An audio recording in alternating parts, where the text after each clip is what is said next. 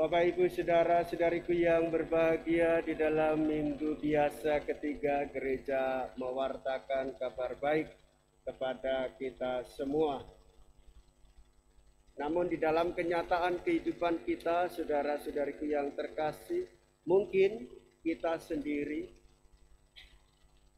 saudara kita, tetangga kita, atau siapa yang kita kenal mengalami kesusahan, lapar susah, haus susah, hidup menderita karena dikejar-kejar utang susah, hidup dalam tawanan susah, dan orang susah pasti akan menyusahkan orang-orang yang ada di sekitarnya. Menunggu orang sakit susah, dan pasti minta pertolongan kepada orang lain untuk ikut menjaga, menghindar karena tahu pasti akan merasakan sakitnya. Nah, saudara-saudariku yang terkasih, kita mengenal teladan hidup Santo Lukas. Bagaimana dia sebagai seorang tabib dipilih oleh Tuhan untuk menjadi murid dan dijadikan sebagai rasul untuk mewartakan kabar sukacita bagi semua orang. Seorang Lukas ketemu dengan banyak orang, dari orang sederhana sampai yang tidak sederhana, dari yang miskin sampai yang kaya, dari yang tidak berkedudukan sampai kepada orang yang berkedudukan. Di dalam kata pembuka, frase sapaan dari Santo Lukas, Theophilus yang mulia. Dari sinilah kita mengetahui bahwa pergaulan Lukas sangat luas. Dan karena iman pendahulu dan juga imannya, iman dari para saksi, iman dari pelayan firman, dan iman dari Santo Lukas yang menuliskan secara rinci, sesama, dan mudah dimengerti, supaya Theophilus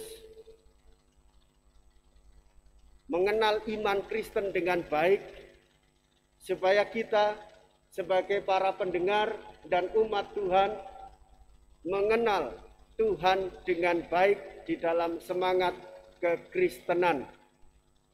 Nah, saudara-saudariku yang terkasih, dengan demikian, di satu sisi kita mendengarkan kabar baik penyertaan dari Tuhan, namun di sisi yang lain, fakta kehidupan, kita sendiri mengalami kesusahan.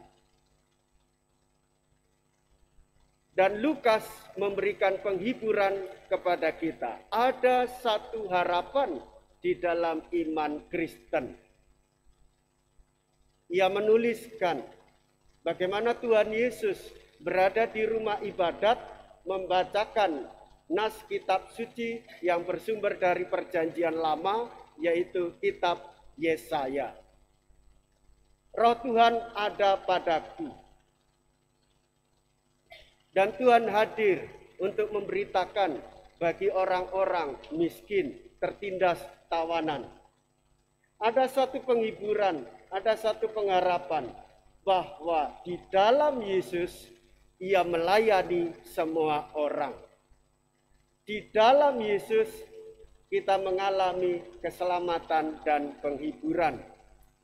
Maka saudara-saudariku yang terkasih, dengan demikian, meskipun sakit dan susah, Roh Allah ada di dalam diri Yesus, demikian pula Roh Allah ada di dalam diri kita yang percaya kepada Tuhan Yesus. Nyata dengan penerimaan diri sebagai muridnya, dan kita menyatakan dengan kesungguhan di dalam sakramen baptis. Satu roh dalam air, dan nyata juga di dalam sakramen Ekaristi. Satu roh dalam perjamuan, semeja sehidangan. dan juga nyata di dalam sakramen penguatan, konfirmasio, sakramen krisma. Satu roh di dalam kedewasaan hidup beriman. Nah, saudara-saudariku yang terkasih, berdasarkan pewartaan Santo Lukas yang diteruskan oleh gereja hingga sampai saat ini, kita mendapatkan kekuatan di dalam diri Tuhan Yesus. Roh Tuhan tinggal juga di dalam diri kita, menyertai kita yang merasa diri susah, sakit, dan menderita. Seolah-olah tidak ada orang yang mau mendekati kita. Karena kita selalu dan selalu, terus selalu mengeluh. Saudara-saudariku yang terkasih, maka kita sebagai orang Kristiani hari ini kita dikuatkan bahwa hidup bukan hanya untuk diri sendiri, tetapi hidup sejalan, sehati, seperasaan dengan apa yang sudah diajarkan oleh Tuhan Yesus. Memberikan penghiburan bagi orang-orang miskin, penghiburan bagi orang-orang yang tertawan, penghiburan bagi orang-orang yang tertindas. Mengapa Romo? Ya, karena Tuhan Yesus tinggal di dalam hati kita. Di dalam persekutuan hidup kita. Di dalam gereja kita yang hadir di tengah masyarakat. Maka dengan demikian kita sebagai orang Katolik selalu membawa sukacita. Apa jadinya kalau orang Katolik di tengah masyarakat wajahnya bermuram durjana, matanya selalu berair, air mukanya nampak sedih dan berduka? Yang terjadi adalah, saudara-saudari,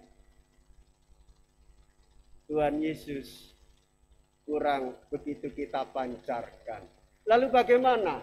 Hendaklah kita, meskipun ada banyak penderitaan di dalam hati kita, simpan di dalam hati.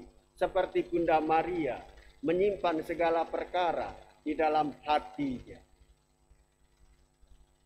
Dan kita tampilkan wajah Kristus di dalam setiap pergaulan kita. Sebagaimana Santo Lukas, pribadi yang selalu open, terbuka, tulus, dan setia mengikuti Kristus. Karena di dalam hatinya ada semangat peduli pada orang sebagai seorang tabib, orang yang sakit dan menderita. Dan ketika ia mengikuti Kristus, maka efektif pewartaannya. Nah, saudara-saudariku yang terkasih, latar belakang kita, pekerjaan kita menjadi pemicu kita untuk semakin kuat di dalam pelayanan. Iman kita juga menjadi kedewasaan kita untuk melayani. Dan itulah ciri khas hidup kita. Kasih dari Allah kita wartakan, kita bagikan. Rahmat dari Allah yang cuma-cuma, gratis untuk semua orang kita wartakan.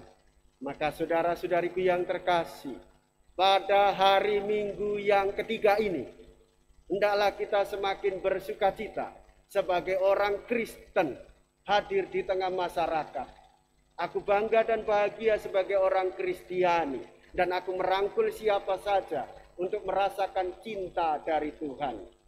Tunjukkanlah itu di dalam keluarga, hadirkanlah itu di tengah kehidupan. Tuhan Yesus memberkati kita semua. Amin.